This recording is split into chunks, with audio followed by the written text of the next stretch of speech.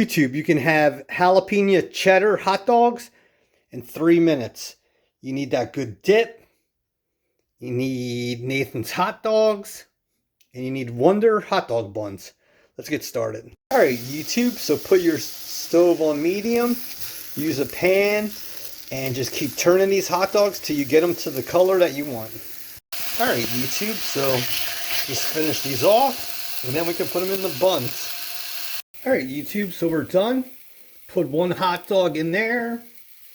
And put another hot dog in the other one. And we're set. Alright, YouTube, so here's that dip.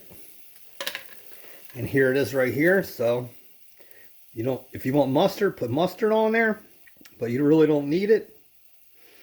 Because this will definitely make your hot dogs taste so good. And that's basically it. You can make it in 3 minutes. And there you have it, YouTube. Your jalapeno cheddar hot dogs. Which only take 3 minutes. And you could not go wrong with this. This tastes so good. Talk to you soon. Bye-bye, Dan Soy.